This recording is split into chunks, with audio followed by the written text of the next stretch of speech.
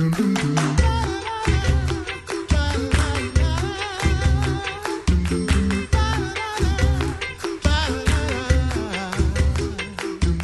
back to the Coffee Hour. I'm Sarah Gulseth. It is Monday, June 24th.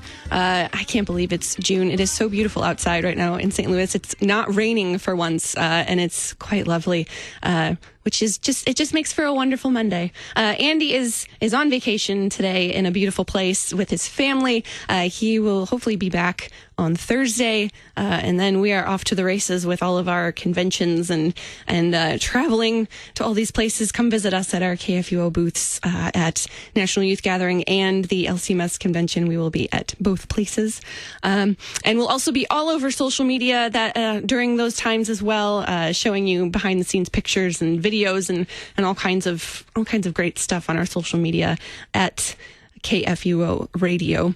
And speaking of social media, it's such a thing. It's been a thing for a while, and there's always questions about how pastors interact with social media, how churches should interact with social media, whether they even should interact with social media. So, joining me by phone today, Pastor Meritensky, pastor of Emmanuel Lutheran Church in Waterloo, Illinois. We're gonna try to hash this out in 12 minutes, right, Pastor? Perfect. Sounds like a plan. If we had 13 minutes, then we'd probably be able to knock it out. Yeah, but, I know. So. Just one more minute. So this is a really, really broad question to ask first, but how does and how should the church interact with social media? What does that look like? Well, and there's a lot of different ways that churches, congregations specifically, use social media. And there are actually whole groups that try to teach best practices for how to use social media. So they'll be all about, you got to be on Twitter now, you got to be on Snapchat now, here's the best way to use those platforms, here's how it has to happen. But congregations use social media in any number of ways. Some just use it almost as a digital bulletin board for announcements, and sometimes the pastor will be the face of those announcements. Sometimes there's a whole media team at the congregation that's in charge of uploading and maintaining and managing comments and all that kind of stuff. And so there can be a lot of benefits. Some congregations will do Bible studies or do live Bible studies on Twitter or YouTube or Facebook. And so there's tons of different ways that congregations can use social media.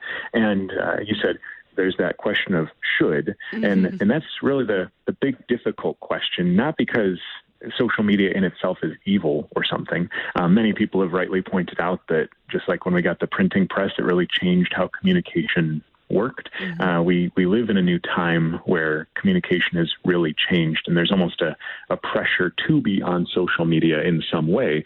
And so the question is always, how do we do that well? How do we share information? How do we get to people who are not in the congregation, and how do we share Christ with them? But how do we avoid some pitfalls that can come from being overly involved in social media or having it become something that it's not supposed to be? If social media is supposed to be bringing people to the church, what do we do when we see that pitfall of it becoming the replacement for being at church? Because there are many of those social media gurus that kind of operate under the assumption that we're getting to a place where people just won't come to church. So now we have to figure out how to be on social media to bring Jesus to them, rather than seeing it almost as another form of marketing or advertising in order to get people to come to church. So you can see some of those pitfalls that come up. And so there's not really no church should ever be on it, but we definitely see potential issues when congregations don't use it well. Yeah. And it's so easy to culturally maybe follow the culture of the rest of the world and just kind of jump in without thinking about what it looks like to other people, and also what it means for your own audience. Right. I know I was looking for it this morning. I can't remember where it is that Luther makes a comment. Even when the Bible was being printed, it was one of those, praise be to God, people get Bibles in their hands. But he talks about the misconception that people would have of, well, I have a Bible now. I don't need to go to church. Why do I need to do that? And he says, at which point they go home and they don't read their Bible. And if they do open it, they haven't been taught how to read it. Like they haven't gotten that understanding of putting the dots together, and it ends up becoming a problem anyway. So how do we avoid some of those pitfalls? That's true. Yeah, and I think that's maybe one thing that we forget when we start bashing on social media is that technology has always been changing. There's always something new. There's always a new thing that the church has to deal with as far as getting or telling people about the gospel or new tools that we could use. And there's always that question of should we do it and how do we do it? Yeah. Right. What are some of the other pitfalls that churches and pastors, congregations can easily fall into? I think sometimes you run the risk kind of falling off two sides of the horse. Either the pastor ends up being so heavily involved in the social media presence and trying to do all the best practices that they can't actually be physically with people providing pastoral care because they've got to be responding to every ding and buzz of their phone, to be doing all of that properly, to being present for all of the world on social media. Because we've kind of forgotten that we as humans do need this physical community. And social media can provide a way to facilitate people getting together. Hey, we're going to be at church this weekend. Come on out. But oftentimes it becomes the replacement. So we think that we're getting human interaction just by replying to the comment or seeing what happened, that someone posted that cat picture that has been floating around, whatever, But then on the other side, if the pastor's hands aren't on it at all, and you just have other people who might not be as theologically astute to see potential pitfalls in the way they're responding to a comment or the kind of picture they're posting and what it can mean, then you can run into a whole bunch of problems because things go viral so quickly today that it takes one wrong comment or one misplaced picture to lead to a huge blow up that can lead to problems. And so trying to manage these things well can be a big issue. And of course, there have been so many books written about the issue of narcissism, and there's sometimes where I wonder how different is it if you've got a public Twitter account or a very public Facebook page and you're just saying things out loud. How very different is that than standing in the middle of a mall and shouting at the top of your lungs, hoping that someone will hear you?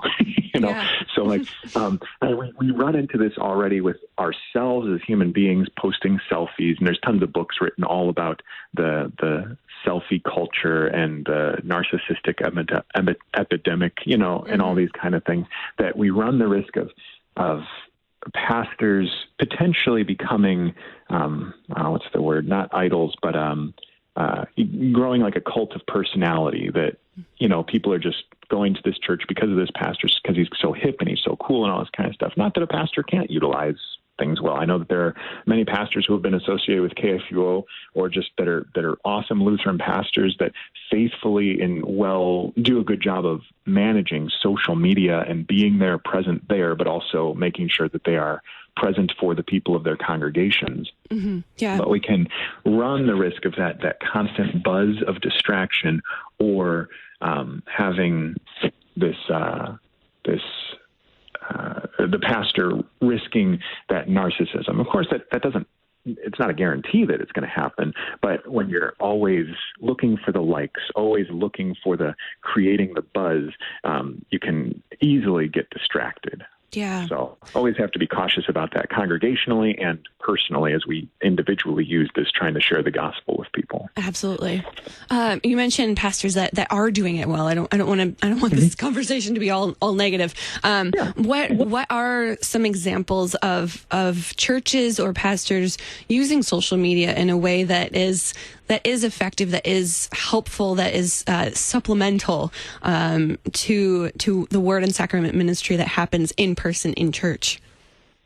Yeah, and to tail on the very last thing you said there, I know people have probably heard that word Gnosticism at times, which is just, there's a lot that you can say about it, but the suggestion that the physical isn't as important as the spiritual or the disembodied. And oftentimes people talk about social media disembodying us, that we no longer think about the importance of the physical side. It's just, well, I can watch this at home, so I don't need to be present with Christ's church, you know, that kind of stuff. But in terms of that last question, I know I really enjoy a lot of stuff that Pastor Wolfmueller does, and Pastor Wolfmueller does Cross Defense, you know, on KFUO, and he posts stuff on YouTube. He's present on Facebook. He does a ton of stuff, and I know that he and Pastor Fisk both have had long conversations on some of Pastor Fisk's podcasts about these very things. How do we do this that we're not trying to be anonymous? Like, obviously, anything that's being said is being said by someone, and we should be forthright about who's saying it. But when you're forthright about who's saying it, you run the risk of it becoming about you. You know, like, how do you do these things well? And they've had some really good conversations about that with each other, because they are both very present online. They're both very big on trying to use these tools well.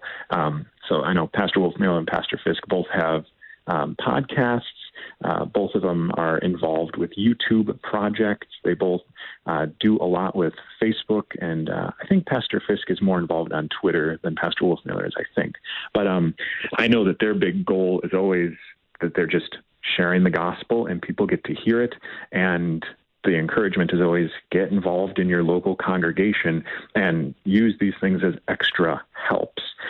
But there are even people that see them and will say, well, then you're running the risk of becoming people's pastor without being able to be there to provide spiritual care, you know. And so there's people that even would look at how they leverage these tools and say there's a risk to it, but they are also, I know, aware of that and try to be cautious of it.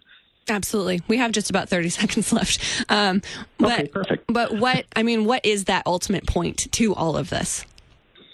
I think it's just trying to figure out how do you leverage these tools and to provide, especially if we're talking about pastors, providing pastoral care to your congregation without being so distracted by all of the digital stuff. I know I often sent a lot of emails. I tried to be on social media a lot.